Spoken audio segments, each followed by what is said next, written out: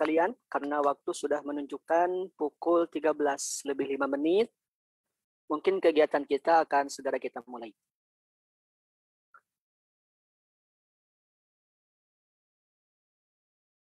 Bismillahirrahmanirrahim.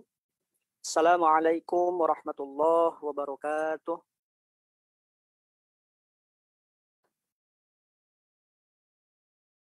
Alhamdulillahi rabbil alamin. Wal 'aqibatu lil muttaqin. Wa la 'udwana illa 'alal zalimin. Asyhadu an la ilaha illallahul malikul haqqul mubin. Wa asyhadu anna sayyidana Muhammadan abduhu wa rasuluhu shadiqul wa'dil amin. Allahumma salli wa sallim ala sayyidina Muhammadin nurikal sari wa madadikal jari wa juma'ni bihi fi kulli atwari wa ala alihi wa sahbihi ya nur. Qala Allah Ta'ala fi kitabihil karim, a'udzu billahi minasy syaithanir rajim. Subhanaka la ilma lana illa ma 'allamtana innaka antal alimul hakim. Selamat siang para sahabat-sahabat dimanapun berada. Pertama-tama, mari kita bersyukur kepada Allah dengan ikrar alhamdulillah wa syukru ala ni'amillah. Pada kesempatan siang yang berbahagia ini, Allah izinkan kita untuk bersua kembali, untuk bersama-sama kembali mengikuti kajian rutin Kitab At-Tibyan. Mudah-mudahan apa yang senantiasa kita laksanakan di tiap pekan ini menjadi saksi bagi kita semua kelak di hari akhirat. Amin ya rabbal alamin. Salat beserta salam semoga tetap tercurah limpahkan kepada baginda alam Nabiuna wa Maulana Muhammad sallallahu alaihi wasallam, kepada keluarganya, kepada sahabatnya, para tabi'in atba'ut tabi'innya, dan juga kepada kita selaku umatnya. Semoga kelak kita termasuk kepada golongan-golongan daripada umatnya. Amin ya rabbal alamin. Baik para sahabat sekalian, alhamdulillah guru kita Ustazuna Ustaz Hasan Zuhri sudah bergabung dan sudah berada di tengah-tengah kita. Dan tentunya juga kita sudah tidak sabar menantikan pesan-pesan hikmah yang akan disampaikan oleh beliau. Namun tentunya kita berharap selain daripada kita mendapatkan hikmah, mendapatkan mau'iz dari guru kita, tentu juga kita berharap semoga Allah limpahkan keberkahan dan juga kebahagiaan bagi kita semua. Untuk itulah, mari kita awali perjumpaan kita di siang hari ini dengan bersama-sama menyimak dan mendengarkan lantunan ayat suci Al-Quran yang akan disampaikan dan dilantunkan oleh santri-santri kita dari Ma'haduan Quran Institute. Kepada Ananda Waldi dan juga Ananda Ihsan, waktu dan tempat dipersilakan.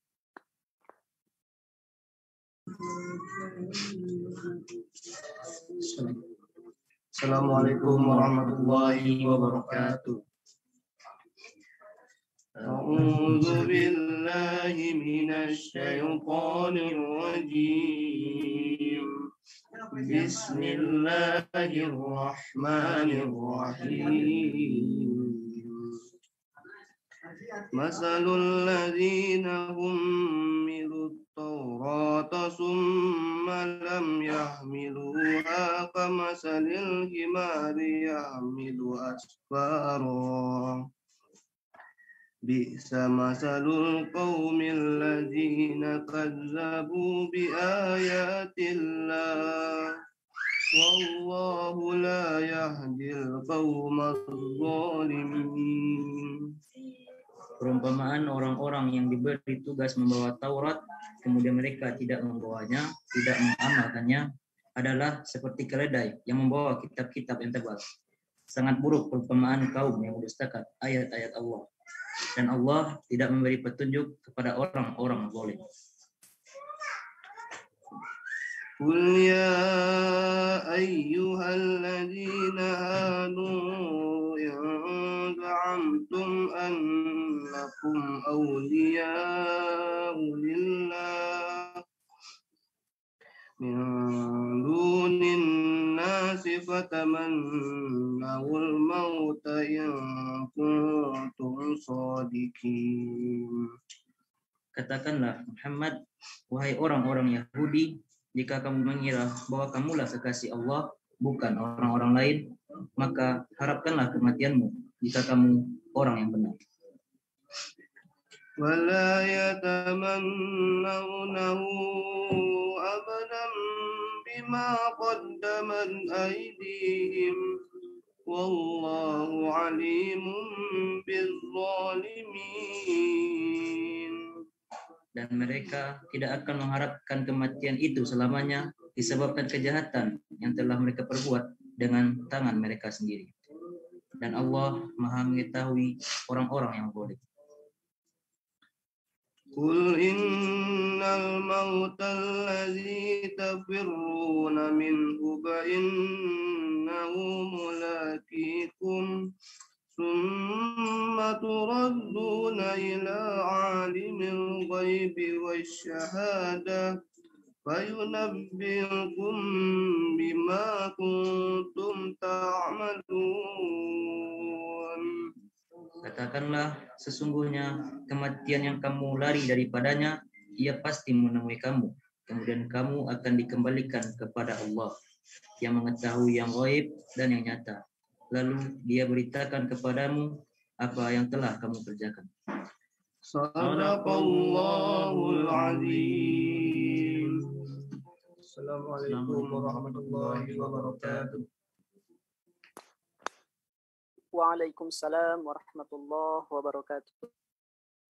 Shadaqallahul azim wa shadaqa rasuluhun nabiyul karim wa nahnu ala dzalika minasy syahidin wasyakirin walhamdulillahi rabbil alamin.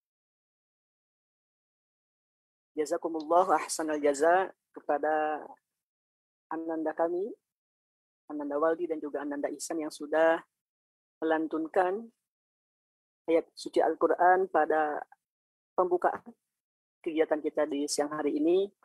Tentunya harapan kita semua, semoga apa yang tadi dilantunkan oleh Ananda kita menjadi pahala yang terus mengalir bagi yang membacanya, juga bagi kita yang menyimaknya, dan tentunya menjadi obat syifa bagi kita, syifa bagi kehidupan kita, syifa bagi kegersangan hati kita. Amin ya rabbal alamin. Baik para sahabat sekalian, alhamdulillah Gurunda Al-Ustaz Hasan Zuhri sudah bareng-bareng dengan kita, sudah ada di ruang Zoom bersama dengan kita. Insya Allah sebentar lagi kita akan sama-sama menyimak, sama-sama mendengarkan materi-materi lanjutan daripada kitab At-Tibyan. Untuk itu, sebagai bentuk ta'zim kita dalam menuntut ilmu, barangkali silahkan bagi sahabat-sahabat yang ingin mengondisikan terlebih dahulu tempat duduknya ataupun posisinya senyaman mungkin, senikmat mungkin agar Allah hujamkan pemahaman-pemahaman yang betul-betul menghujam dalam hati kita dan menjadi bekal bagi kehidupan kita. Dan tentunya dengan tidak mengurangi rasa hormat kepada sahabat-sahabat semuanya untuk tetap menjaga kondusivitas ruang Zoom meeting ini dengan tidak mengaktifkan mikrofonnya untuk sementara waktu. Insya Allah jika ada hal-hal yang ingin disampaikan ataupun pertanyaan yang ingin disampaikan, bisa disampaikan lewat ruang pesan ataupun ruang chat yang sudah tersedia, dan insya Allah akan disampaikan oleh moderator kepada guru kita. Baik, para sahabat-sahabat sekalian, tanpa menunggu-nunggu lama, mari kita sambut guru kita, Bunda Ustazina Ustaz Hasan Zuhri. Assalamualaikum Ustaz.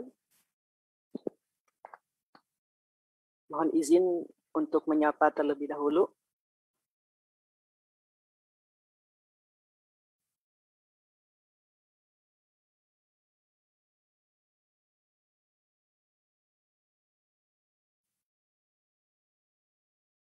Mohon ditunggu sahabat-sahabat semuanya.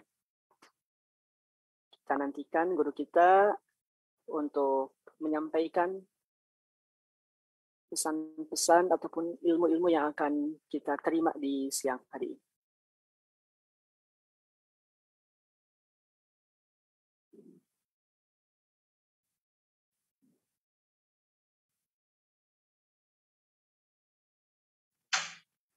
Nampaknya ada trouble barangkali. Mudah-mudahan tidak mengurangi kondusivitas kita di siang hari ini. Mungkin sambil menunggu guru kita, mohon izin untuk menyampaikan beberapa informasi seputar Yayasan Abul Yatam Indonesia. Alhamdulillah, pekan ini adalah pekan terakhir di pembukaan santri Ma'had Quran Institute.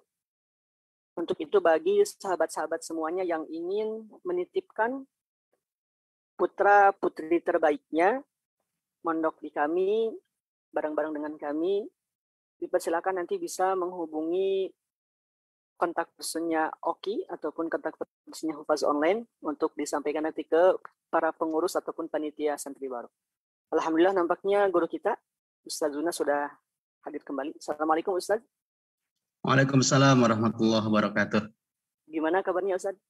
Alhamdulillah. Alhamdulillah, sehat-sehat Ustaz. Ustaz mohon izin, kira-kira hari ini kita akan melanjutkan di bagian berapa saja? Mungkin bisa sambil mencatat poin-poin penting yang nanti disampaikan oleh guru kita.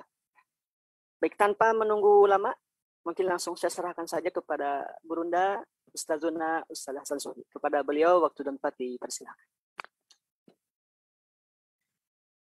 Terima kasih Ustaz. Bismillahirrahmanirrahim. Assalamualaikum warahmatullahi wabarakatuh. Waalaikumsalam warahmatullahi wabarakatuh.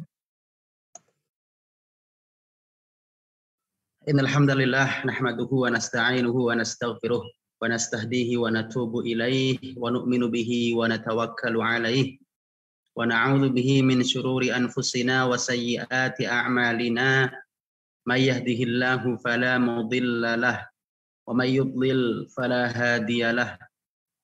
Asyhadu an la ilaha illallah wahdahu la syarika lah wa asyhadu anna Muhammadan abduhu wa rasuluhu la nabiyya ba'dah. Allahumma salli wa sallim ala hadzal nabiyyil karim wa ala alihi wa sahabatihi ajma'in. Rabbi shrah li sadri wa yassir li amri wahlul 'uqdatam min lisani yafqahu qawli. Allahumma faqihna fid din wa 'allimna ta'wil ya arhamar rahimin. Alhamdulillah, sahabat Quran Hufaz Online yang dirahmati Allah Subhanahu wa taala. Mari kita panjatkan syukur kita kepada Allah Subhanahu wa taala atas nikmat yang tidak henti-hentinya diberikan kepada kita berupa keimanan, keislaman, kesehatan, taufik, kemudahan kita untuk mendekati Allah Subhanahu wa taala, utamanya melalui kitabnya yakni Al-Qur'anul Karim. Wabil khusus kita sudah berada di penghujung Sya'ban, kurang lebih 5 hari ke depan kita akan masuk bulan Ramadan yang Allah Subhanahu wa taala sebut sebagai Syahrul Ramadan alladzi unzila fihi al-Qur'an. Bulan Ramadan adalah bulan yang diturunkan di dalamnya Al-Qur'an. Hudal linnasi wa bayyinatin minal huda wal furqan. Kalau Allah Subhanahu wa taala menyebut Ramadan adalah bulan di dalamnya diturunkan Al-Qur'an, maka kita sebagai umat yang beriman kepada Allah Subhanahu wa taala memperhatikan Ramadan itu memperhatikan penuh terhadap Al-Qur'an. Kalau puasa sudah selesai, karena itu adalah merupakan kewajiban bagi setiap muslim. Semua muslimin wajib puasa. Tapi level berikutnya adalah bagaimana kita Al-Quran. Sebagaimana yang Rasulullah Shallallahu Alaihi Wasallam contohkan. Dan sebagaimana bahkan sebelumnya Allah sendiri contohkan. Menurunkan Al-Quran kepada Nabi Muhammad Shallallahu Alaihi Wasallam melalui malaikat Jibril di bulan Ramadan. Sehingga wajar kalau di bulan Ramadan kita mesti punya sesuatu yang istimewa dengan Al-Quran. Melebihi dari interaksi kita, hubungan baik kita dengan Al-Quran di bulan-bulan yang lain. Dan suasana ini kita dapatkan bahkan untuk orang-orang awam, yang saya sebut orang awam itu orang yang mungkin tidak mendapatkan kesempatan sebagaimana teman-teman di sini punya program intensif dan semisalnya. Umumnya kaum muslimin mereka khatam Al-Quran minimal sekali di Ramadan ya, umumnya seperti itu. Nah, buat teman-teman ini hufal online yang sudah terprogram, maka lebih dari itu. Bisa 2 kali, bisa 3 kali, bisa 4 kali, bisa 6-7 kali, bahkan Imam Syafi'i bisa 60 kali gitu ya. Nah, artinya punya hubungan yang istimewa dibanding dengan bulan selain Ramadan. Satu hal lagi yang penting yang Rasulullah Shallallahu Alaihi Wasallam di Ramadan yang tidak beliau lakukan di luar Ramadan terhadap Al-Quran adalah mu'aradah atau mudarosah, di mana malaikat Jibril membacakan ulang, mengajarkan ulang seluruh Al-Quran dari awal sampai akhir yang turun pada tahun tersebut. Dibaca, diajarkan kembali. Kemudian Rasulullah Shallallahu Alaihi Wasallam membacakan ulang di hadapan malaikat Jibril dari awal sampai akhir yang sudah turun pada tahun tersebut. Maka saya mengajak, dan mungkin sudah menjadi program juga di Hufaz Online ini, setiap Ramadan kita wajib mengembalikan seluruh hafalan kita. Kita murojaah lagi. Selain tilawah yang insya Allah sudah pasti khatam, minimal banget sekali, maka mari kita kembalikan seluruh hafalan kita itu. Boleh jadi di pertengahan tahun ada yang sedikit lupa, ada yang sedikit berantakan, kita rapikan lagi di Ramadan. Dalam rangka mengikuti Rasulullah yang juga bermu'aradah, menyetorkan lagi hafalannya ketika Ramadan.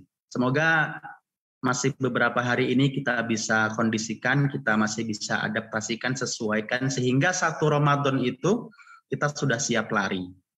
Bukan masa adaptasi lagi, karena sudah selesai adaptasi kita dari Rajab, Sya'ban, Ramadan tinggal kita larinya saja insya Allah.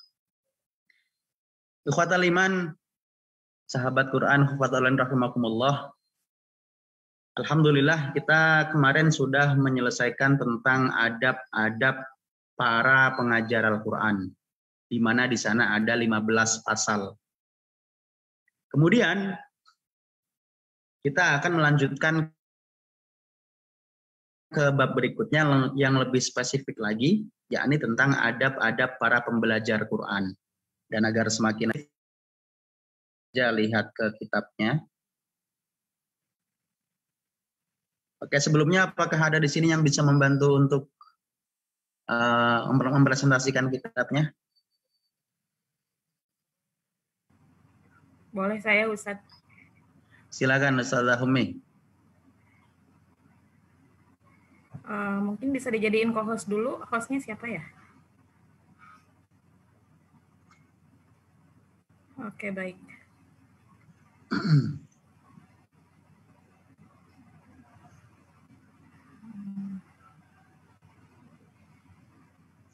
Dan tidak berhenti saya mengatakan bahwasanya kemarin semua adab-adab yang disampaikan kepada para pengajar Al-Quran itu kita merupakan bagian dari itu.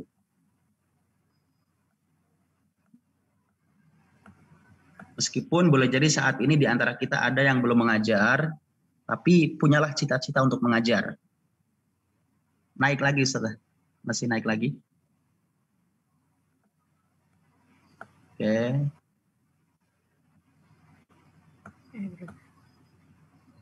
Terus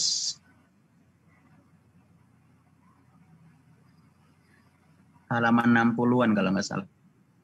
Oh iya, Ustaz.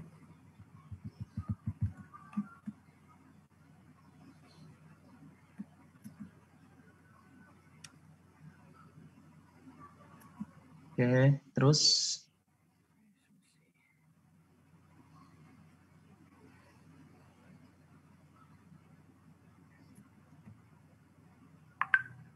Bab yang ini ya, Ustaz?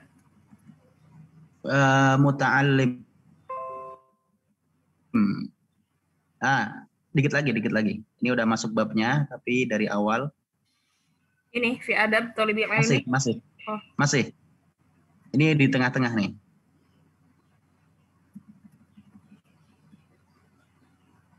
Cukup turun dikit. Pas nih, Pas. Sudah pas nih. Fi adabil muta'allimi. Baik, sebelumnya seperti biasa saya minta salah satu di antara kita untuk memulainya dengan membaca. Apakah ada yang ingin berkenan sebelum saya minta tolong tunjuk? Silakan kalau ada yang berkenan bisa langsung mulai. Semoga mendapatkan faedah lebih ya. Langsung buka speaker boleh? Ya, Ibu Ida Faridah silakan langsung baca. Fasl. Wa min adabi ayyajtanibal asbabal syaqilata anit tahsil illa sababan la budda minhu min hajat wayan bagi ayyutahhara qalbahu minal adbas liyaflaha li qabulil qur'ani wa hifzihi wa ada sini ada tanda panah enggak kejelas wastifmari faqad sahha an Rasulillahi sallallahu alaihi wasallam annahu qala ala inna fil jasadi mudghatan idza saluhat salahal jasadu kulluh wa idza fasudal jasadu kulluh ala wahiyal qalbu. Cukup, terima kasih. Asisat. Afwan. Enggak apa-apa. Terima kasih Bu Ida Faridah. Jazakillah khairan. Bismillahirrahmanirrahim. Faslun, pasal baru fi adabil muta'allimi, tentang adab-adab muta'allim atau adab orang yang belajar terutama Al-Quran. Dan mengapa adab mu'allim atau pengajar didahulukan? Kita dulu sudah sebutkan tapi nggak apa-apa, kita sebut kembali bahwasanya memang yang harus pertama kali beradab itu adalah gurunya sebelum muridnya. Karena guru itu lebih punya ilmu dahulu, lebih punya hidup dahulu biasanya, secara usia lebih senior. Dan yang paling penting nanti dia ditiru oleh muridnya.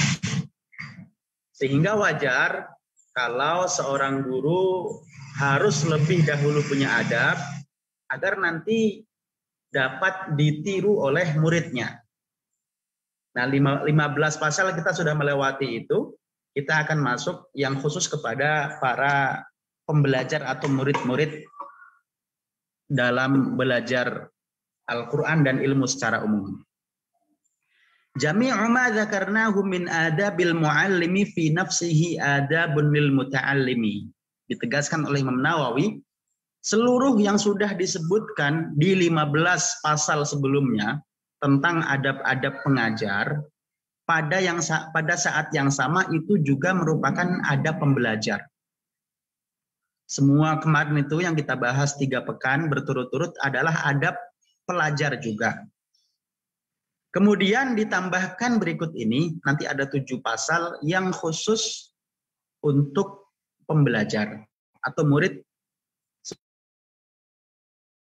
Di antara adab-adab pembelajar, ayyajtanibal asbabas syaghilata 'anit tahsil, menjauhi seluruh sebab-sebab yang dapat menyibukkan diri dari mendapatkan ilmu.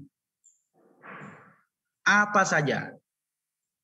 Di sini Imam Nawawi ingin mengatakan bahwasanya adab seorang penuntut ilmu adalah fokus dan meninggalkan semua yang dapat menyibukkan dari fokus untuk mencari ilmu tersebut. Illa sababan labudda minhu lil hajah. Kecuali sebab yang memang tidak bisa tidak dilakukan karena sebuah kebutuhan. Nah, ini misalnya untuk para kepala keluarga mencari nafkah misalnya. Maka tentu ini lebih wajib untuk mencukupi keluarganya, sehingga ini di antara sebab yang dikecualikan. Nah, untuk ibu-ibu, untuk para akhwat, maka sebab ini harusnya tidak begitu mengganggu ya, kecuali dalam keadaan tertentu.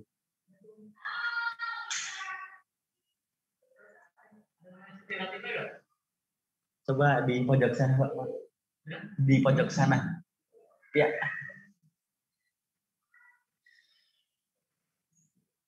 Baik, mohon maaf. Umumnya para akhwat ini kan kalau masih punya orang tua, maka yang seperti ini masih ditanggung orang tua. Atau nanti kalau sudah berumah tangga, sudah punya suami, maka masalah nafkah ini kurang lebih urusan suami.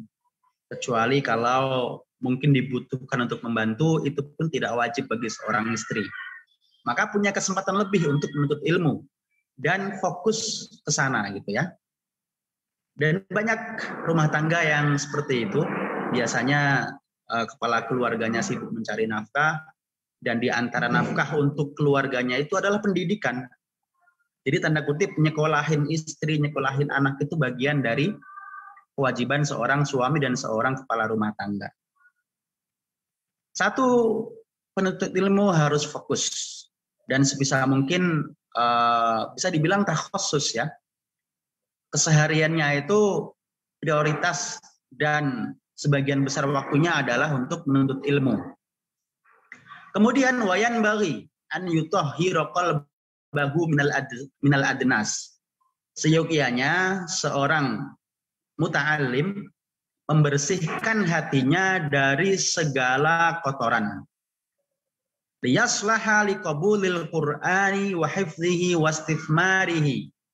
Agar hati itu menjadi baik dan hanya dengan hati yang baik dapat menerima Al-Quran, baik dalam membacanya, menghafalnya, atau berinvestasi, mengembangkannya, yakni memahaminya, kemudian menemukan ijtihad-ijtihad produk-produk yang kita sarikan dari Al-Quran berupa tadabbur, kesimpulan-kesimpulan. Itu hanya bisa diterima oleh hati yang bersih. Faqad sahha an Rasulillah sallallahu alaihi wasallam annahu qala, sebuah hadits sahih dari Rasulullah sallallahu alaihi wasallam di mana beliau bersabda, ala inna fil jasadi mudghah. Sesungguhnya dalam satu jasad kita itu ada sebuah gumpalan. Idza soluhat atau idza solahat, bisa dua-duanya ya, kalau dua harokat seperti ini. Soluhal jasadu kullu. Jika segumpal darah itu baik, maka baiklah seluruh tubuhnya. Wa idza fasadat au fasudat fasadal jasadu kullu. Jika segumpal darah itu rusak, maka seluruh tubuhnya akan rusak. Ala wahyal qalbu. Segumpal darah itu adalah hati. Sekali lagi, setelah kita fokus, kemudian kita bersihkan hati kita dari seluruh kotoran, dari seluruh penyakit hati, agar dapat menerima Al-Quran dengan segala kemuliaannya. Wa qad ahsanal qail. Ada sebuah makalah mengatakan, yutayyibul qalbu lil ilmi, yutayyibul qalbu lil ilmi kama tutayyibul ardu liz ziraati. Baiknya hati dalam menerima ilmu itu seperti suburnya tanah yang menerima tanaman. Jadi semakin baik hati kita, maka semakin subur untuk menerima tanaman berupa ilmu tersebut. Silakan digeser lagi Ustaz. Sekarang minta tolong gantian yang lainnya untuk membaca paragraf berikutnya. Siapa yang berkenan? Saya Ustazah boleh? Silakan Ibu Khairun Nida Al-Khumairah. Wayan bagi Wayan bagi ayyatawadhu'a li mu'allimihi wa yata'addaba ma'ahu wa in kana asghara minhu sinna wa aqalla syuhratan wa nasaddi wa salaha wa ghaira dzalika wa yatawaddu'a lil ilmi fa bi tawaddu'ihi lil ilmi yudrikuhu wa qad qalu al ilmu harbu lil fata al muta'ali kasayli harbun lil makanil alim. Baik, sampai sini dulu bisa ditekan ya, tolong. Bayan bagi an yatawaddu'a li muallimihi. Berikutnya, kalau kita sebutkan yang ketiga ya. Seorang murid itu harus tawadhu', rendah hati di hadapan gurunya. Wa yata'addaba ma'ahu, dan beradab kepada gurunya, wa in kana asghara minhu sinnan. Meskipun gurunya itu lebih muda darinya. Di sini juga berarti kita dapat ambil faedah bahwasanya berguru itu tidak harus kepada yang lebih senior secara umur ya. Kita harus mengakui dan harus rendah hati mengatakan ada banyak anak-anak muda, orang-orang yang lebih muda daripada kita dan mereka lebih banyak ilmunya. Dan itu sama sekali bukan halangan untuk kita belajar kepada mereka. Kita mau belajar kepada yang lebih muda, itu pertanda kalau kita masih punya kerendahan hati. Meskipun kita lebih dulu hidup, lebih senior secara pengalaman, secara umur, tapi mari kita rendahkan hati kita untuk menerima ilmu bahkan dari yang lebih muda daripada kita. Nah, meskipun muda, kalau dia guru kita, maka kita harus tawadhu kepadanya. Meskipun juga wa aqalla suhratan wa nasaban wa salahan, atau mungkin guru kita itu tidak lebih terkenal daripada kita. Hari-hari gini kan banyak anak muda yang viral gitu ya, punya karya sesuatu dikenal banyak orang, punya guru yang gurunya itu tidak begitu paham tentang seperti itu. Nah, nggak boleh, sebab terkenalnya itu dia tinggi hati merasa lebih daripada gurunya. Kita bahkan harus hormati dia. Dia berjuang dalam kesepian ya. Tidak banyak exposure, tetapi dengan keikhlasannya itu, kita justru harus lebih merendahkan diri kita kepada guru kita itu. Wa nasaban, wa solahan. Begitupun kalau guru kita itu tidak lebih baik nasabnya. Kita punya nasab yang mulia, bahkan secara nasab tidak lebih tinggi daripada kita. Dan itu sekali lagi menunjukkan ketawaduan kita sebagai seorang murid. Wa ghairu dzalika, dan lain sebagainya. Semua kelebihan-kelebihan kita menurut kita dibanding guru kita itu lebih kaya, lebih bagus secara penampilan fisiknya, dan semuanya itu tidak membuat kita tinggi hati. Justru kita harus rendah hati kepada guru kita yang mengajarkan kepada kita ilmu. Wa yatawaddu'a lil ilmi, fa bi tawaddu'ihi lil ilmi yudrikuhu. Kenapa kita tawadhu kepada guru kita?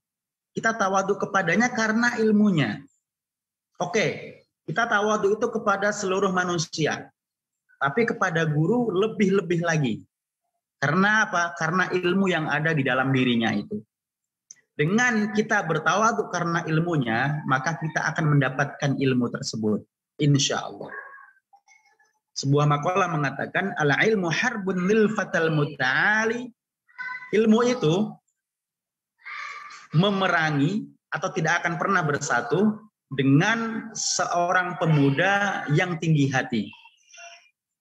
Ilmu nggak akan pernah jatuh, nggak akan pernah kalah sehingga dia takluk di tangan seorang pemuda yang tinggi hati. Kasaili harbun lil makanil ali. Sebagaimana aliran air itu musuh bagi tempat yang tinggi. Ada teknologi torrent gitu ya, air dikumpulkan dari sumur ke penampungan, toh pada akhirnya dia akan mengalir ke tempat yang rendah juga. Itulah ilmu. Bagaimanapun dipaksakannya, kalau penuntut ilmunya itu tidak ada tawadhu, maka ilmu itu akan selalu ingin menjauh dari orang yang tinggi hati itu. Sebaliknya, ilmu hanya akan turun kepada orang yang rendah hati, orang yang menghormati gurunya oleh sebab ilmunya tersebut. Silakan digeser lagi, Ustazah. Tolong dilanjutkan yang tadi terakhir baca. Satu paragraf lagi.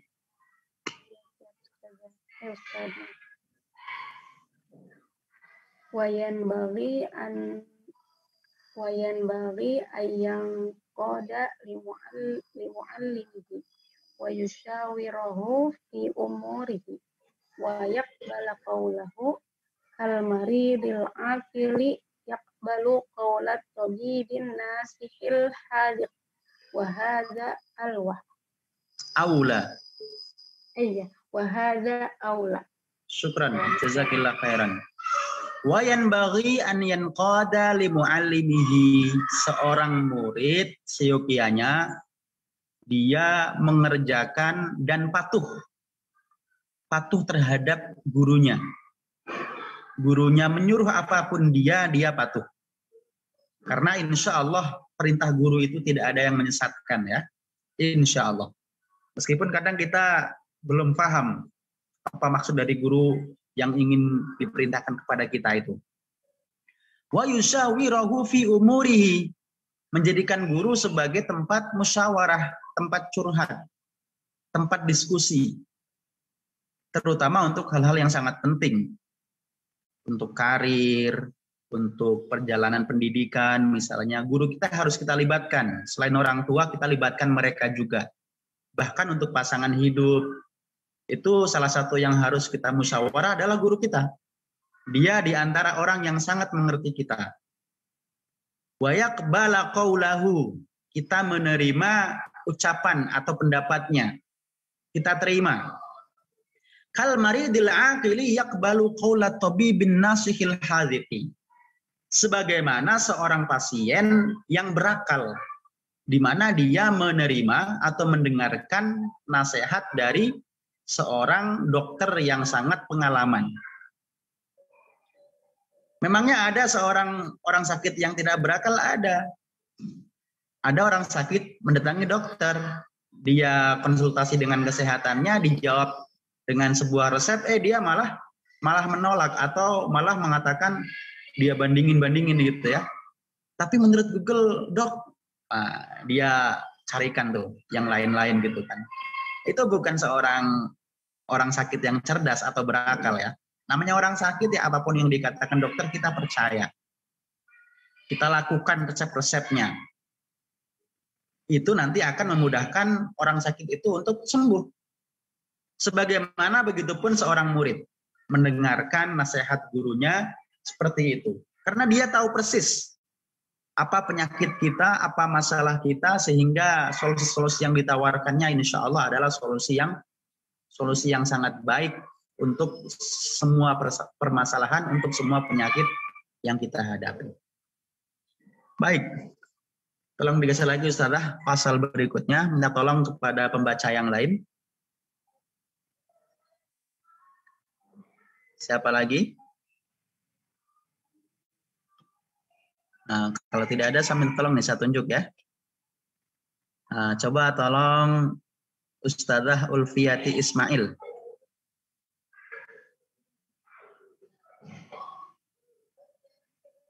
Standby bersama kita.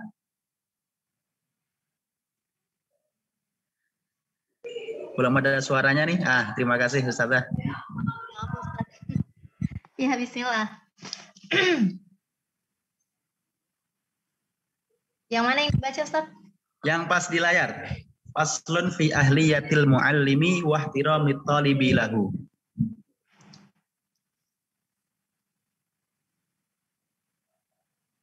Fi ahliyatil muallimi. Ya. Wah apa nih, Pak? Wa ihtiramit talibi lahu. Wah ihtiramit talibi lahu. Wala yata'allamu illa mimman kumilatu ahliyatu wa zaharat diyanatuhu wa tahaqqaqat rifatuhu washtahar siyanatuhu Faqad qala Muhammadu benu Sirina wa Maliku benu Anas wa ghairuhuma minas salafi. Hadzal ilmu dinun fanzur umman Amman. takhuduna dinakum. Baik, sampai sini dulu ya. Nanti tolong lanjutin paragraf berikutnya setelah saya kasih penjelasan. Faslun, pasal berikutnya fi ahliyatil muallimi wa ihtiramit thalibi lahu. Tentang keahlian guru dan penghormatan murid kepadanya. Wala yata'allamu illa mimman kamulat ahliyatuhu. Nah, kalau ada 3 harokat begini bisa kamulat, bisa kamalat, bisa kamilat. Secara wazan ya. Kalau kita belajar nahwu bisa kamula, kamila, kamala. Tapi yang populer kamula. Seorang murid tidaklah dia belajar kecuali kepada seorang guru yang sempurna keahliannya. Ini penting ini. Penting. Kita sebagai murid punya hak. Bahkan di antara bentuk adab kita kepada guru adalah kita memilih guru yang sempurna keahliannya. Sempurna ini apa? Wa dhaharat diyanatuhu, agamanya bagus, wa tahaqqaqat ma'rifatuhu, keilmuannya luas, wastaharat siyanatahu, terkenal dengan kebaikannya dan kontribusinya terhadap umat. Bagaimana cara kita kalau misalnya kebingungan ya, kan sekarang nih ustadz banyak, lembaga banyak. Bagaimana cara kita memastikan guru kita adalah orang yang sempurna keahliannya, memang layak menjadi guru kita? Kenapa ini ditaruh di sini oleh Imam Nawawi? Karena nanti setelah ini merupakan konsekuensi dari pilihan kita. Semua adab-adab tadi, baik yang kita sebutkan tadi di pasal sebelumnya atau pasal-pasal setelah ini, itu konsekuensi dari kita memilih guru. Kalau kita sudah menentukan dia guru kita, semua kewajiban dia atas kita lakukan. Maka penting di sini ya, jangan sembarangan menjadikan seseorang menjadi guru. Apalagi yang belum jelas siapa dia. Nah, bagaimana cara agar terjamin kalau guru kita itu adalah seseorang yang punya kapasitas? Nah, disebutkan, saya mengutip dari salah seorang guru saya ketika beliau mendefinisikan sebagai adil. Bagaimana orang adil itu yang dapat diterima riwayatnya itu dengan 2. Lisuhrotihi. Pertama karena keterkenalannya. Semua orang tahu kalau beliau itu adalah orang yang memang layak menjadi guru. Dan ini banyak ya, ini banyak. Para tokoh-tokoh besar adalah orang-orang yang terkenal dengan keahliannya. Yang kita sepakati ya Nabi Muhammad, para sahabat, para ulama-ulama. Mungkin di zaman kita saat ini orang-orang yang terkenal kalau masalah atau bidang Quran kita mengenal ya. Syekh Ali Jaber misalnya udah meninggal, atau yang masih hidup banyak juga tokoh-tokoh yang bergerak di bidang Al-Quran ini. Ustadz Yusuf Mansur dengan rumah tahfidnya, Ustadz misalnya Effendi Anwar, Ustadz yang lain-lainnya banyak sekali yang sudah terkenal itu. Kita bisa temui langsung secara fisik atau bisa kita temui melalui karya-karyanya, baik di YouTube maupun di Google. Ini agar kita tidak langsung begitu saja menerima ilmu dari orang yang kita nggak tahu. 1, lisuhrotihi. Karena emang seorang tersebut terkenal dengan keahliannya, mempunyai kapasitasnya itu. Yang kedua, bagaimana cara kita memastikan guru kita adalah punya kapasitas atas rekomendasi orang yang terkenal kebaikannya itu. Jadi yang kedua, dia belum terkenal, tapi direkomendasikan. Rekomendasi ini boleh jadi dari teman kita yang dia pernah bergaul baik dengan orang tersebut, baik menjadi muridnya atau bahkan menjadi gurunya gitu kan.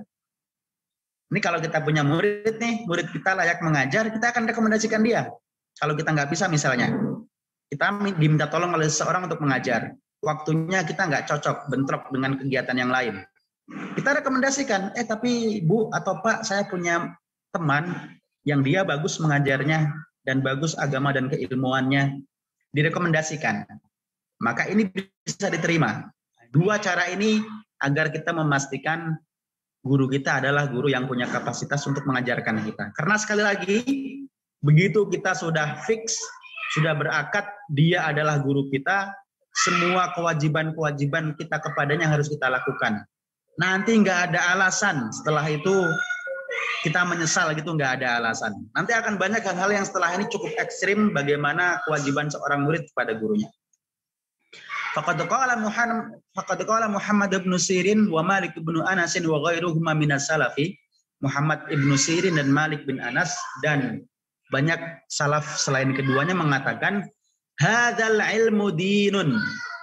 Ilmu yang kita pelajari ini, apalagi ilmu Al-Quran, adalah agama. Adalah bagian dari agama. Bagian dari cara kita mendekatkan diri kepada Allah Subhanahu wa taala. Fangzuru amman ta'khudhuna dinakum. Maka lihatlah dari siapa kalian mengambil agama kalian. Ini bedanya konsep pengajaran dalam Islam dengan di luar Islam. Di luar Islam, teori itu dipelajari dengan menutup mata siapa penemu teori itu. Ada banyak yang menemukan teori-teori yang bagus, tetapi secara pribadi dia tidak melaksanakan teori itu. Bahkan bertolak belakang dengan teorinya. Dalam Islam kita nggak bisa menerima teori tanpa melihat siapa yang menemukan teorinya. Sehingga setiap kitab yang ditulis oleh para ulama, itu salah satu tradisi dalam keilmuan Islam juga, ada satu bab atau setidaknya di pengantar tentang tarjamatul muallif, biografi penulis buku tersebut. Kita belajar At-Tibyan, di awal sekali dulu kita belajar atau mempelajari siapa penulis kitab At-Tibyan, yakni Imam Nawawi. Agar kita tahu semua adab yang ditulis oleh beliau itu sudah beliau praktekkan bahkan sebelum beliau tuliskan. Jadi sudah selesai nih di Imam Nawawi. Kemudian baru beliau tuliskan agar menjadi inspirasi buat kita contoh beliau. Sekali lagi, ilmu ini adalah agama, maka lihatlah dari mana kalian mengambil agamanya itu. Mari kita tentukan kalau kita ingin berguru kepada seorang guru, pastikan guru itu layak untuk mendapatkan semuanya dari kita nanti. Baik, tolong dilanjutkan paragraf berikutnya.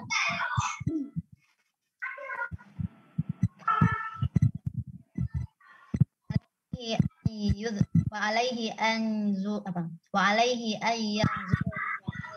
yanzuru bi aini yahmi wa ya'taqida kamala ahliyatihi wa rujahanahu ala tabaqati fa innahu yuhibbu ila tifaihi kana ba'dul mutaqaddimina idza dhahaba ila muallimihi tasaddaqa bi syai'in wa qala Allahumma anshur aibam muallimi anni wa la tudhhib barakata ilmihi minni.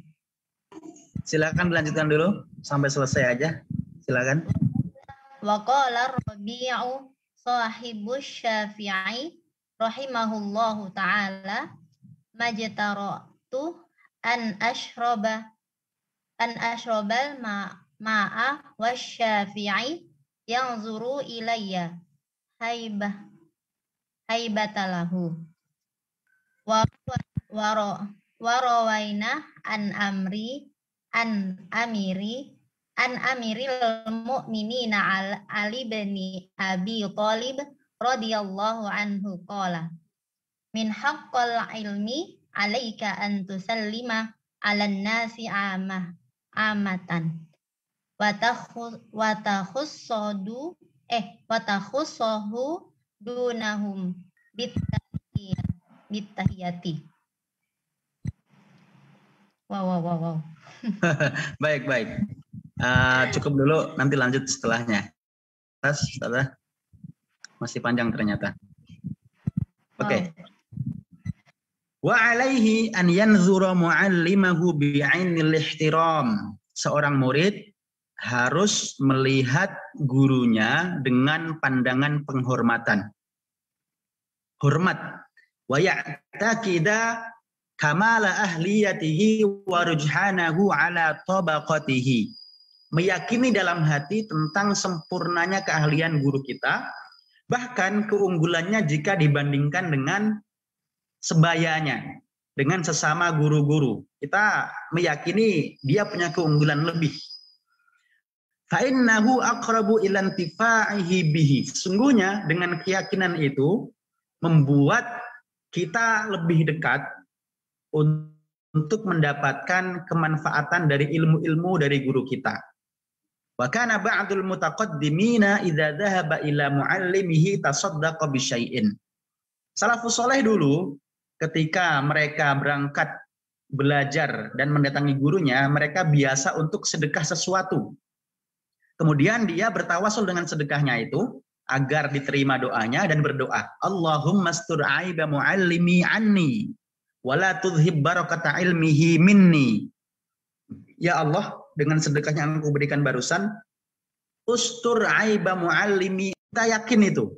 Tetapi kita minta kepada Allah agar kita ini jangan sampai melihat, mendengar atau mengetahui aib guru kita. Minta kepada Allah agar ditutup aib guru kita dari kita. Wala tuzhib barakata ilmihi minni. Ya Allah, jangan engkau pergikan berkahnya ilmu guruku dariku. Karena manusiawi, kita mendengar aib dari seseorang, meskipun itu guru kita, kadang membuat sesuatu ada di hati kita. Kita mungkin akan mengatakan, aduh kok guruku begini ya? Dia layak gak sih jadi guruku dan sebagainya gitu ya. Sehingga dengan zon-zon yang tadi itu membuat keberkahan ilmu kita hilang. Maka kalaupun nanti setelah ini akan dijelaskan beberapa bentuk atau cara agar kita menghormati guru kita apapun keadaannya, terutama setelah kita memilih dia sebagai guru. Itu konsekuensi tanggung jawab kita setelah kita deal gitu ya, menjadi guru orang tersebut, maka kita akan melakukan kewajiban-kewajiban adab-adab seorang murid kepada guru. Wa qala Ar-Rabi' sahibus Syafi'i rahimahullahu taala, Ar-Rabi' yang merupakan murid dari Imam Syafi'i rahimahullahu taala, semoga Allah merahmati keduanya, mengatakan, majtara'tu an asyrabal ma', aku tidak berani untuk minum air, wa Syafi'iyyu yanzuru ilayya, pada saat Imam Syafi'i sebagai guruku melihatku, haibatan lahu, karena sangat berwibawanya Imam Syafi'i di mataku. Ini bukan soal halal haram. Kalau halal apa haram ya halal saja. Airnya halal, Nabi nggak pernah melarang, tapi ini adalah soal adab. Saking hebatnya, saking berwibawanya seorang guru, sampai-sampai muridnya dia tidak berani minum air di depan dan ketika gurunya itu melihat kepadanya. Jadi fokus gitu ya, fokus dia. Bahkan tidak berani memandang balik kadang. Seorang muridnya itu nggak berani memandang balik. Dan dia tahu sedang diperhatikan sehingga dia nggak berani untuk melakukan apapun. Dia hanya diam. Kalau sedang diberikan nasihat maka mendengarkan dengan seksama. Tidak ada satu gerakan yang membuat itu pergerakan yang seperti kurang mendengarkan dari nasihat gurunya itu. Wa rawaina an Amiril Mu'minin Ali bin Abi Thalib radhiyallahu anhu qala. Kami meriwayatkan dari Amirul Mukminin Ali bin Abi Thalib radhiyallahu anhu, ia berkata, min haqqil alimi 'alaika, salah satu hak seorang guru atasmu sebagai murid, antusallima 'alan nasi 'ammatan. Ketika dalam sebuah forum engkau memberikan salam secara khusus kepada siapapun yang di situ, memberikan salam secara umum kepada orang-orang di situ, wa takhus, kita sebelum memulai menyampaikan itu ada yang kami hormati guru kami fulan kita sebutkan namanya. Itu bagian dari hak mereka atas kita. Karena nggak cukup Nggak cukup salam yang kita berikan kepada khalayak umum itu mencakup guru kita, iya. Tapi nggak cukup, harus diberikan penghormatan secara khusus. Dengan menyebutkan kayak tadi atau minimal dengan doa ya. Dengan doa yang kita khususkan kepada guru kita. Silakan digeser Ustaz.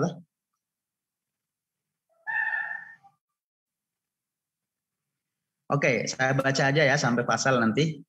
Wa anta jelisa amamahu, dan engkau duduk di hadapannya.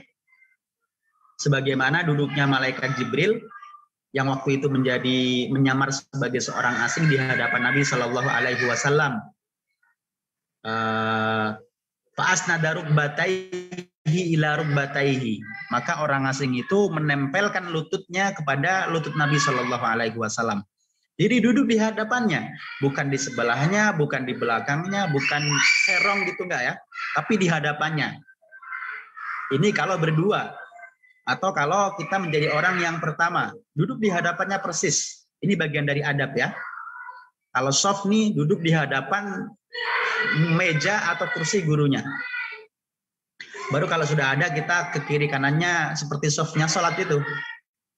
Ke yang lebih dekat kepada titik yang tadi itu. Wala tusyironna indahu biyadika. Jangan kamu menunjuk-nunjuk apapun di hadapan gurumu.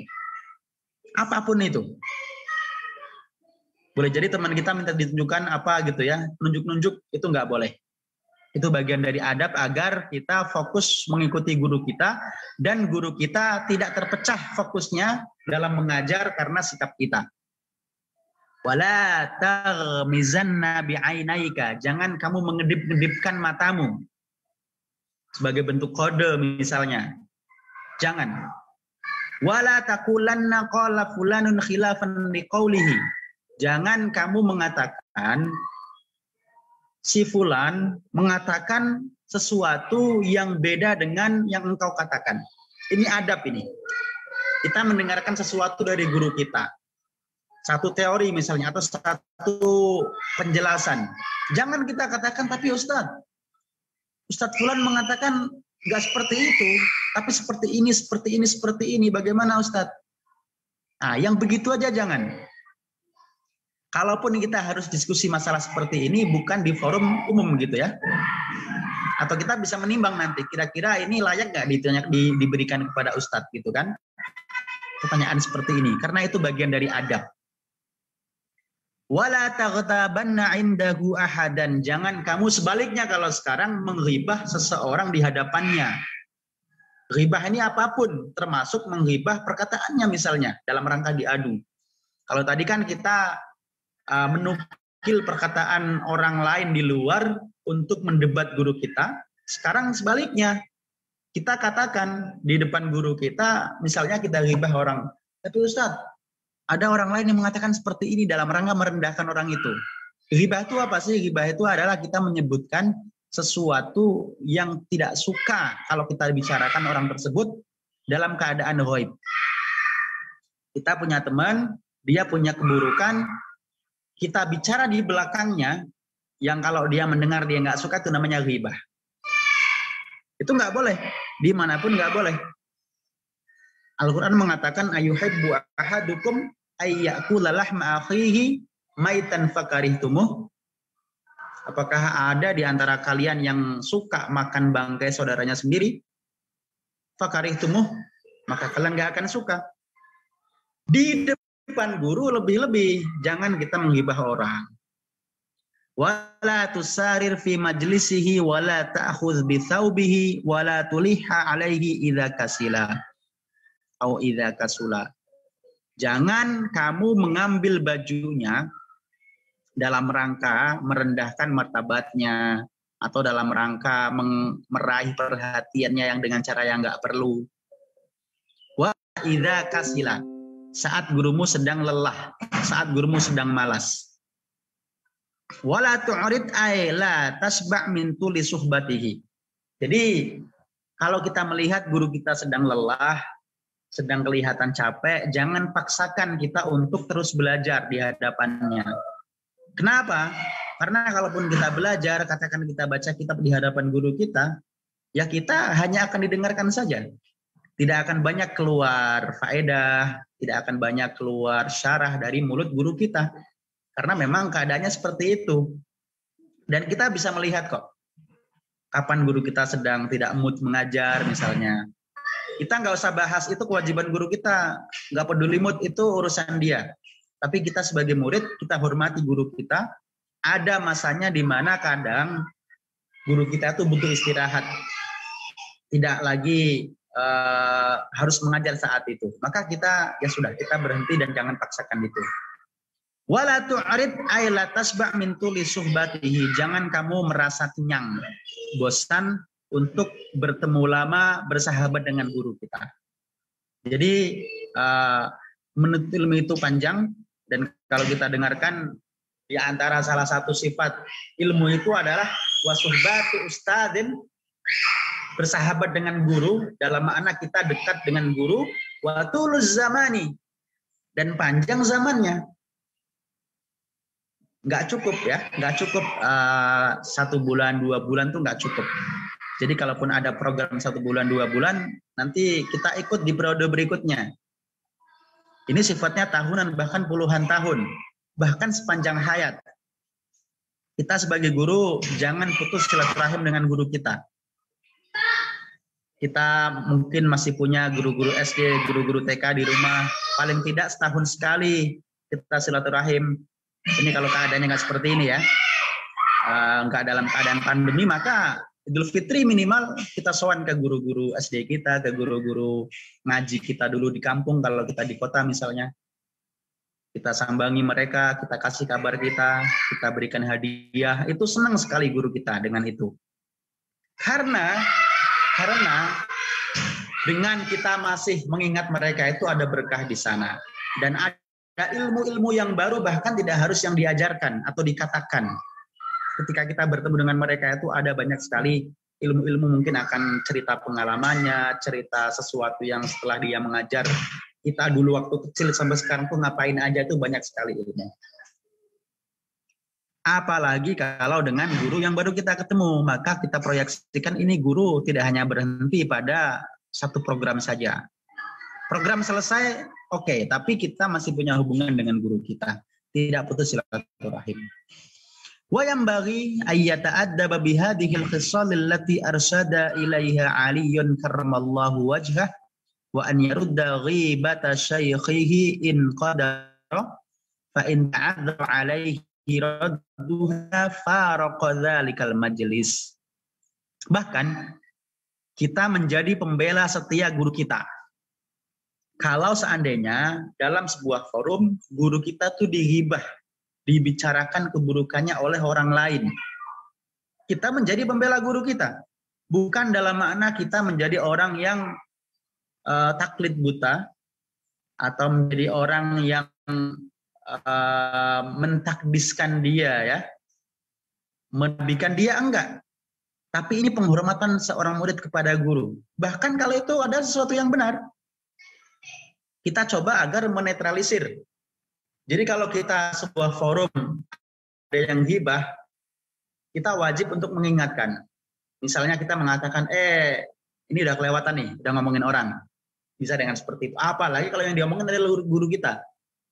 Kita jelaskan duduk permasalahannya. Kalau perlu kita carikan uzurnya.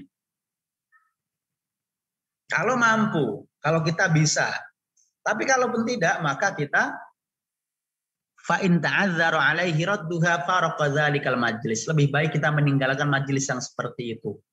Majelis-majelis ghibah seperti itu kita tinggalkan, apalagi kalau objeknya adalah guru kita yang sangat kita hormati, yang kita mendapatkan ilmu banyak darinya. Yang seperti itu tidak ada faedahnya sama sekali. Dan khawatirnya nanti kita akan kehilangan berkah ilmu dari guru kita. Baik, silakan pasal berikutnya. Nampaknya ini pasal terakhir pada hari ini ya. Sekarang minta tolong kepada pembaca yang lain untuk membaca di pasal ini. Silakan. Wa yadkhulu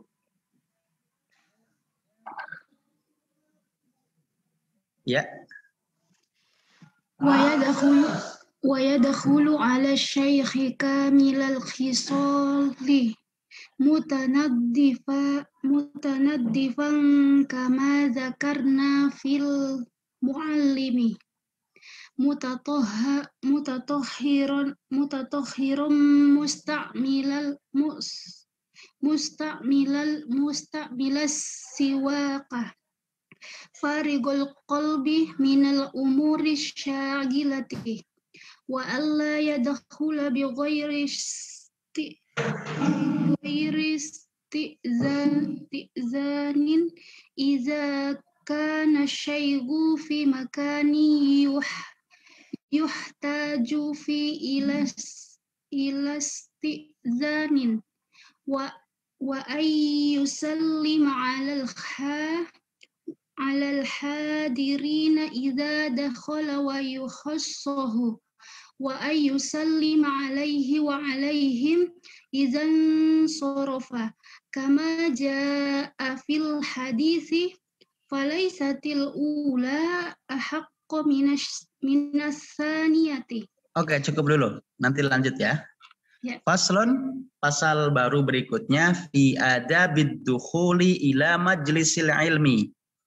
Tentang adab-adab murid ketika masuk ke dalam sebuah majelis ilmu. Wa yadkhulu 'ala syaikhi kaminal khisali. Ketika kita ingin belajar, maka pastikan ketika masuk bertemu dengan syaikh, dengan guru kita dalam keadaan penampilan yang sempurna. Seperti kita sholat bertemu dengan Allah Subhanahu wa Ta'ala. Apalagi kalau waktu belajarnya itu ba'da sholat, maka itu waktu yang sempurna ya. Katakan kayak siang ini, kita habis sholat zuhur, itu kan dalam keadaan sempurna itu.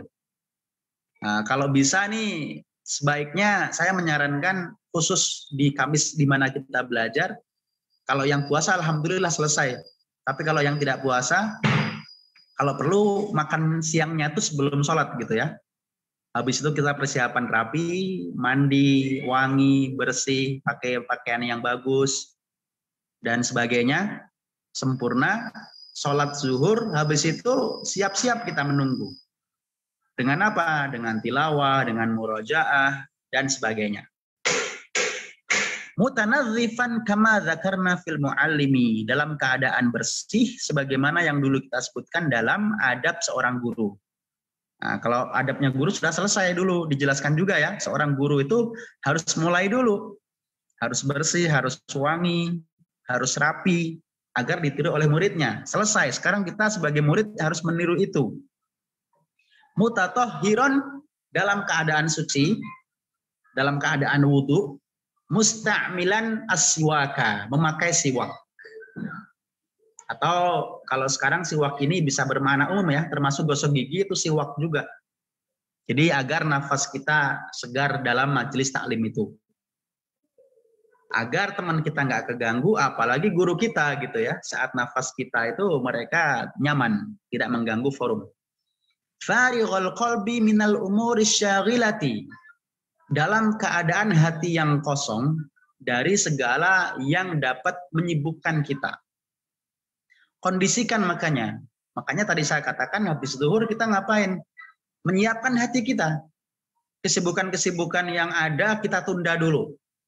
Kita kendalikan kesibukan itu, jangan sampai kesibukan yang mengendalikan kita. Oke, masih ada agenda, nanti setelah taklim kita bisa lanjutkan. Kita kondisikan itu.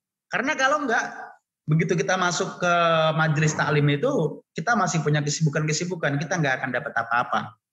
Boleh jadi kita mendengar, tapi enggak sampai ke hati kita. Atau sampai ke hati kita, tapi enggak menghujam.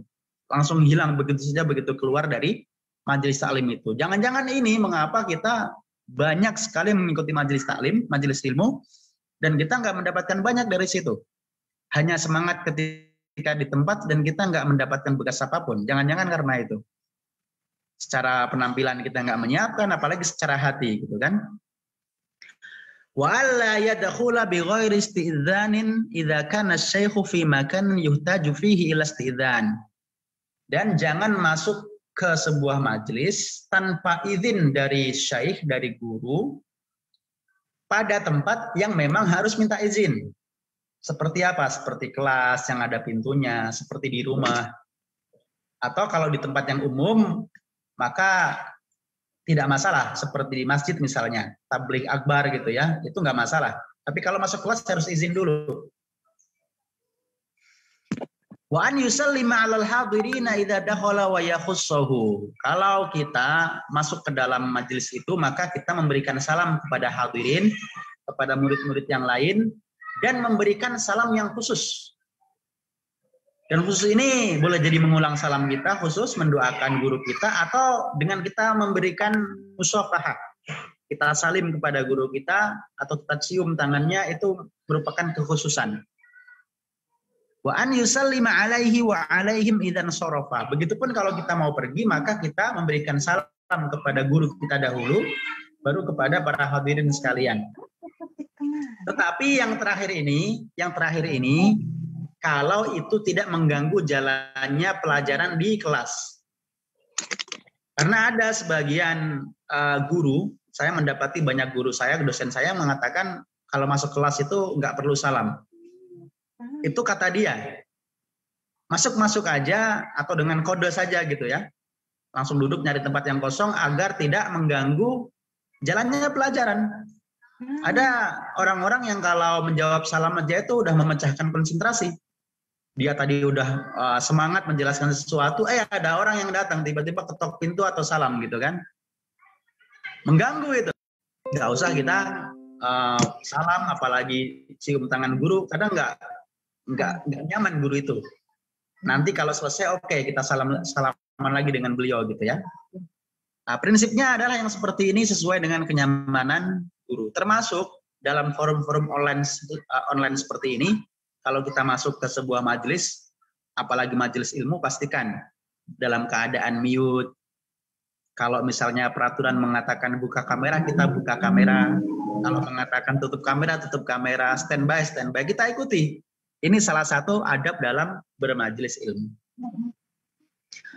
Oke, saya lanjutkan baca saja ya. Wala yatakhatta riqaban nasi bal yajlisu haitsu yantahi bihil majlis illa ayyadzana lahu syaikhu fit taqaddumi aw ya'lama min halihim ithara dzalika wala yuqimu ahadan. Oke, sebelum lanjut ke halaman berikutnya, jangan kita melangkahi pundak-pundak manusia atau pundak-pundak hadirin. Apa maksudnya? Kalau kita datang belakangan, jangan paksakan diri kita merangsek ke depan. Bal yajlisu haitsu yantahi bihil majlis. Tapi duduklah di mana memang itu tempat yang kosong kita duduki. Jadi bukan adab kalau kita merangsek majelis ke depan tuh enggak. Kalau mau seperti itu datang duluan. Datang terlambat, kita mau ke depan, itu bukan adab seorang murid. Illa kecuali an ya'dzana lahu syaikhu fit taqaddumi. Kalau syekhnya mengizinkan. Au ya'lama min halihim itsara dzalika. Jadi mengizinkan itu gimana? Misalnya dipanggil. Memang ini murid spesial gitu ya. Misalnya si Ahmad maju. Gitu kan, sama gurunya. Ya maju nggak apa-apa. Tapi Ahmad itu nggak akan maju kecuali disuruh oleh gurunya.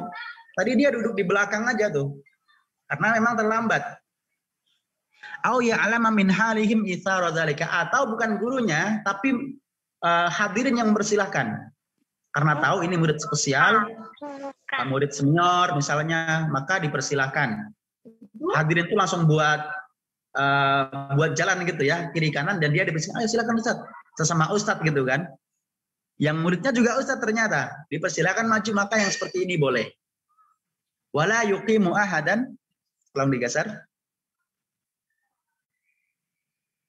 Min maudhi'ihi fa in atharahu ghairuhu lam yaqbal. Tidak boleh kita menyuruh orang lain berdiri untuk geser agar kita duduki tempat duduknya itu. Fa in atharahu ghairuhu lam yaqbal. Bahkan kalau kita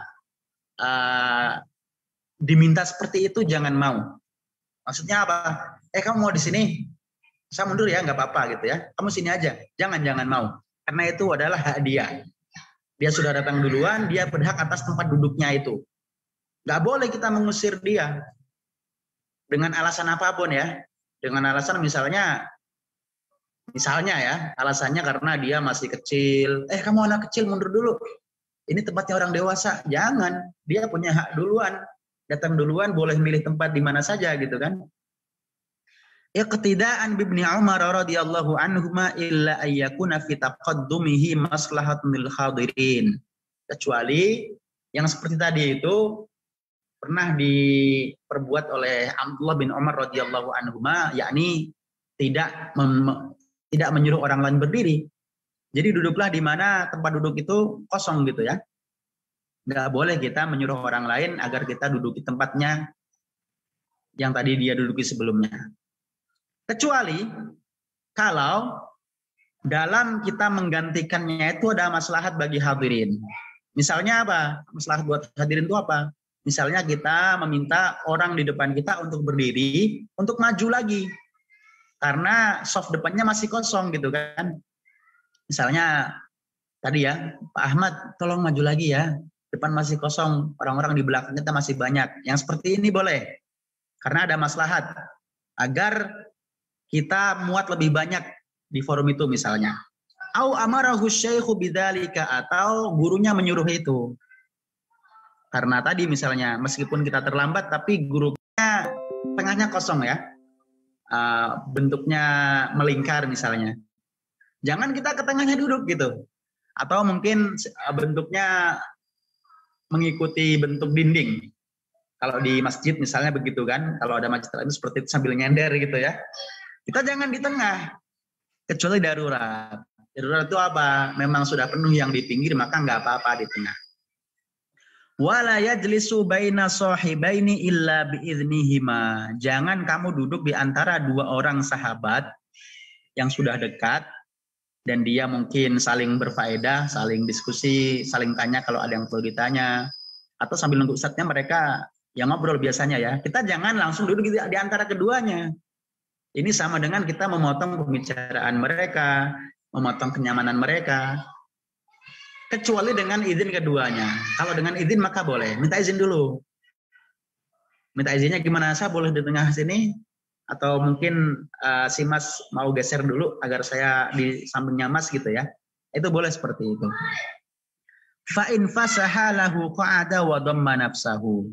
Kalau mereka berdua mengizinkan dan menggeser tempatnya, maka silakan duduk. Kemudian nimbrung aja, bergabung kepada mereka sebagaimana hadirin-hadirin yang lain. Demikian kajian kita guru di kelas, di halaqah, dimanapun. Tapi di saat yang sama pastikan kita juga adalah penuntut ilmu. Karena apalagi kita sebagai guru, kita lebih guru lagi.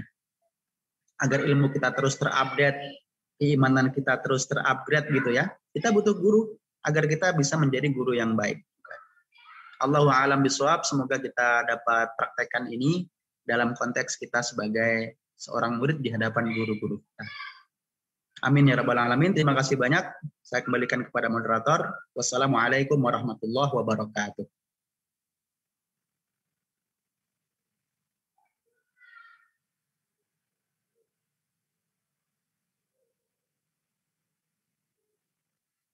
Ada moderatornya? Atau yang menggantikan?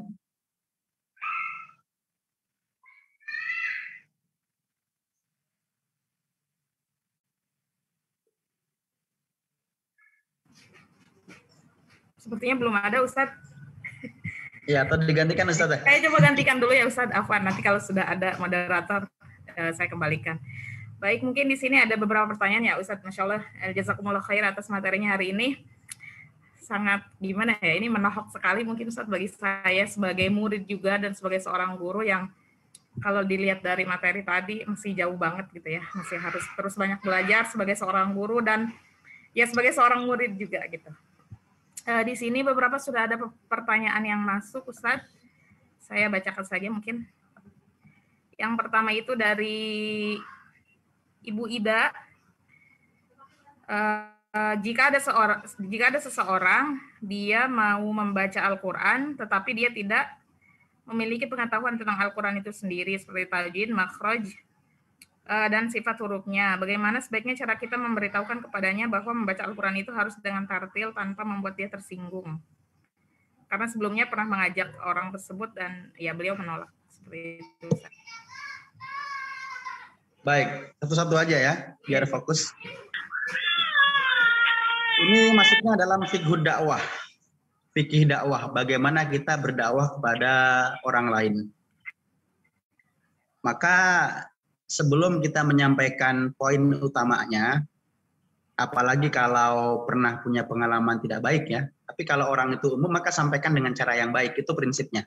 Ud'u ila sabili rabbika bil hikmati wal mau'izatil hasanah, dengan cara hikmah, dengan cara mau'izah, pemberitahuan, peringatan yang baik. Itu prinsip dakwah. Ya kita berikan nasihat dengan cara yang baik.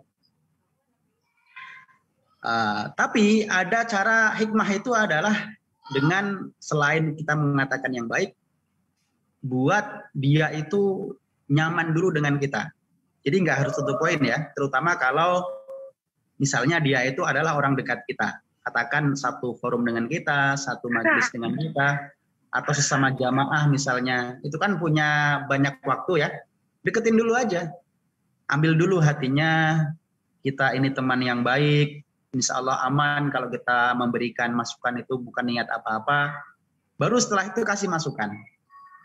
Dan cara kasih masukannya jangan langsung to the point ke kesalahannya juga, berikan apresiasi dulu, manusiawi. Ini juga kalau kita sebagai guru ya, sebagai guru itu terutama kalau murid baru, kita apresiasi dulu. Seburuk apapun bacaan dia, kalau dia udah bisa baca, atau bahkan belum bisa baca sekalipun, kita apresiasi semangatnya. Kita apresiasi kemauan besar dia untuk belajar, untuk membaca, itu apresiasi dulu. Baru nanti, kita baru masuk dengan cara yang lembut juga. Misal ya, kamu sudah bagus bacaannya, alhamdulillah secara bacaan hijaiyah kamu sudah bagus. Banyak loh teman-teman kita yang belum bisa baca huruf hijaiyah, tapi kamu sudah bisa, bagus sekali. Tapi bacaan kamu itu bisa disempurnakan. Ada beberapa yang bisa disempurnakan. Nah, baru masuk tuh. Dan masuknya kalau banyak salahnya, kita fokuskan dulu aja ke beberapa hal. Kalau saya menyebutnya paling banyak 3 hal dulu. Katakan nih panjangnya nih, panjang di sini, di sini, di sini. Satu misalnya panjang, ini yang saya melihat kasus banyak di sini ya, kesalahan khofi. Orang-orang baca Quran itu dipanjang pendek misalnya, atau panjangnya nggak stabil. Panjang mat tabi'inya kepanjangan misalnya. Fokusin aja. Kalau satu cukup, satu bagus. 2 oke, maksimal 3, jangan lebih dari itu. Jadi butuh proses yang panjang ya. Butuh proses yang panjang. Agar dia nyaman kalau kita kasih masukan. Terutama kalau dia adalah teman dekat kita sering ketemu. Jangan sebagai dai kita seperti tukang sulap. Sekali kita menyampaikan langsung berubah. Enggak seperti itu dakwah. Tapi harus step by step agar dakwah kita tuh sampai. Kecuali sekali lagi kalau tadi adalah kita sekali ketemu aja misalnya. Ketemu di mana lah, mungkin di bandara atau di mana, itu nggak apa-apa kita selesaikan di majelis itu. Niat baik kita menjadi fitnah, bukannya diterima dengan baik, malah jadi doror, jadi sesuatu yang tidak berfaedah. Allahu a'lam bishawab. Baik, jazakallahu khair Ustaz atas jawabannya. Selanjutnya Jazakallahu khair Ustaz. Baik. Yang berikutnya, sekarang ini banyak kajian dengan ustadz yang berbeda-beda dan sekali tempo saja. Apakah yang demikian itu kita sudah jadi murid yang mesti mengikuti adab-adab yang tadi ustadz sebutkan? Karena kadang saking banyaknya kajian, kita sebagai murid jadi lupa siapa-siapa saja guru kita. Apalagi mungkin online gini ya ustadz ya, banyak sekali kajian yang diikuti. Ya. Oke, kita bahas tentang kajian online. Kalau tadi itu lebih kena kalau kajiannya langsung ya. Kita ikut program, ketemu di kelas, tadi itu sangat berlaku secara keseluruhan. Terus bagaimana kalau kajian online seperti sekarang ini? Kajian online juga bertahap-tahap ya, berlapis-lapis. Kajian Zoom seperti ini lebih dekat daripada kalau kita kajian misalnya ikut yang live di YouTube atau di Facebook misalnya. Beda. Secara adab juga beda. Yang di Zoom seperti ini kita lebih merasa dekat. Saya merasa lebih dekat kepada teman-teman yang ada di Zoom ini daripada misalnya ada yang menyimak dengan yang lain. Tentu ada beberapa yang disesuaikan. Enggak sepenuhnya sama juga. Meskipun pada umumnya sama. Seperti apa? Seperti tadi, kita harus pilih-pilih juga untuk mendengarkan. Kalau kita ingin mendeklarasikan kita sebagai murid beliau, nggak sembarangan dong. Ya katakan sekarang banyak ustadz ya, dalam makna yang sebenarnya atau dalam makna yang lain gitu ya. Kan semua penceramah, semua orator kadang disebut sebagai ustadz di masyarakat kita. Padahal nggak semua. Kalau saya mengatakan nggak semua. Bahkan mungkin saya bukan diantaranya gitu ya, dalam kategori yang sempurna itu. Jadi nggak apa-apa kita pilih-pilih yang dikenal baik, yang dikenal lurus. Apakah kita nggak boleh mendengar yang berbahaya atau yang katakan butuh pemikiran gitu ya? Boleh-boleh saja kalau kita yakin kita kuat. Bahkan itu bagian dari pengayaan. Bahkan mungkin bagian dari kita mengambil wawasan kalau kita ketemu mat'u seperti itu. Tapi kalau belum pada levelnya, saya bilang tidak perlu. Kita kuatkan dulu basicnya ya. Dasar-dasarnya kita kuatkan dulu. Jadi prinsipnya sama. Seperti memilih guru, menghormati guru kita, adab dalam bermajlis, itu juga seperti kalau kita di kelas gitu ya. Kurang lebih sama. Kurang lebih sama. Kecuali hal yang memang berbeda nuansanya gitu ya. Allahu a'lam bishawab. Mungkin pertanyaan terakhir ya Ustaz. Ya. Tadi tentang ini Ustaz, ada kita duduk di yang duluan hadir mungkin ya. Apabila di suatu majelis datang terlambat, kita harus duduk di tempat yang kosong. Biasanya di depan itu kan malah jadi kosong gitu loh Ustaz. Nah itu sebenarnya kita boleh nggak duduk di depan? Ya, kalau kita melihat yang tadi, maka satu, depan kosong itu bukan bagian dari adab juga. Ini satu kita kritik ya. Harusnya yang datang duluan memenuhi yang depan dulu. Atau kalau kita sebagai pengajar, kondisikan soft depan itu terisi dahulu. Kondisikan seperti itu. Agar nanti nggak perlu ada gangguan. Nggak perlu ada yang melangkahi sehingga ke depan gitu ya. Tapi seandainya kita menjumpai majelis terlanjur seperti itu, jamaahnya nggak punya inisiatif buat ke depan dulu, mungkin ustadznya juga dia fokus kepada materi sehingga nggak fokus kepada soft jamaah gitu ya. Kita ikuti seperti yang tadi dikatakan dalam At-Tibyan itu. Kita jangan melangkahi mereka. Kecuali kalau dipersilakan oleh guru. Kecuali yang kedua dipersilakan oleh jamaah yang lain. Atau yang ketiga dipersilakan panitia. Kita tahu nih yang belakang udah hampir penuh gitu kan, pintunya udah hampir penuh, ke depan aja mas, ke depan aja mbak. Maka yang dalam keadaan seperti ini masuk ke dalam maslahat umum. Maslahatnya apa? Agar majelis itu menampung lebih banyak lagi orang. Jadi dibolehkan dengan tiga keadaan tadi. Satu, izin guru, dua, izin jamaah itu sendiri. Misalnya yang di depan kita mengatakan, mas depan aja mas, masih kosong. Nggak apa-apa, kita mencoba untuk merangsek ke depan gitu ya. Yang ketiga, maslahat.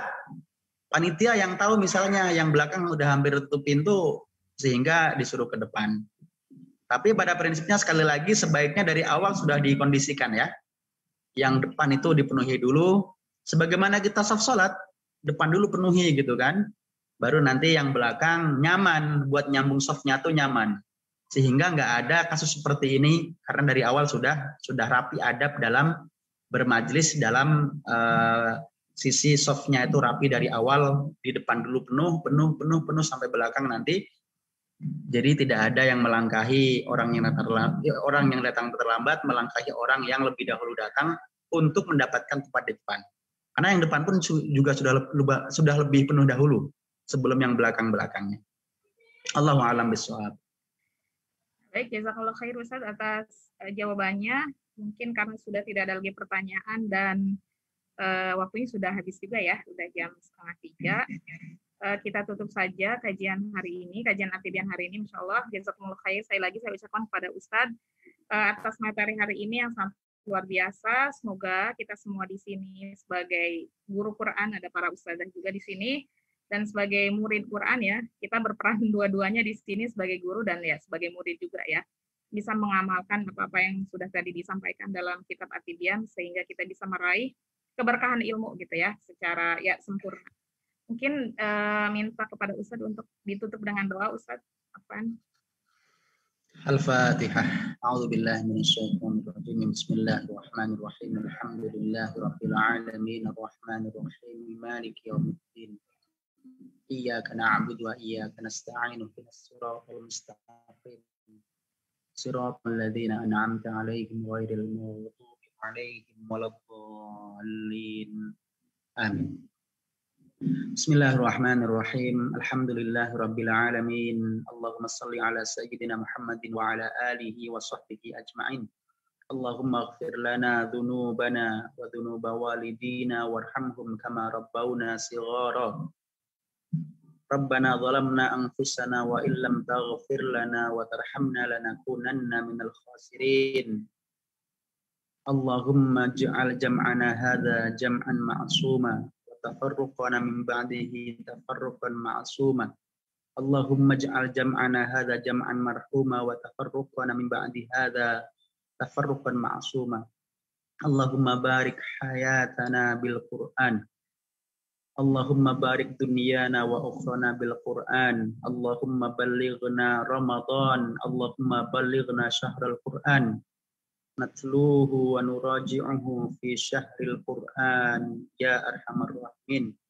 Rabbana taqabbal minna innaka antas samiul alim wa tub alaina innaka antat tawwabur rahim. Rabbana atina fid dunya hasanatan wa fil akhirati hasanah wa qina adzabannar.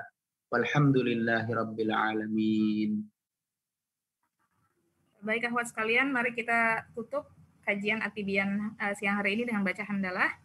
Alhamdulillahirabbil alamin. Kita sama-sama beristighfar 3 kali. Astagfirullahaladzim, astagfirullahaladzim, astagfirullahaladzim, dan kita sempurnakan dengan doa penutup majelis. Subhanakallahumma wa bihamdika asyhadu an la ilaha illa anta astaghfiruka wa atubu ilaik. Wabillahi taufiq wal hidayah. Wassalamualaikum warahmatullahi wabarakatuh. Waalaikumsalam warahmatullahi wabarakatuh. Jazakumullah khair Ustaz. Assalamualaikum warahmatullahi wabarakatuh.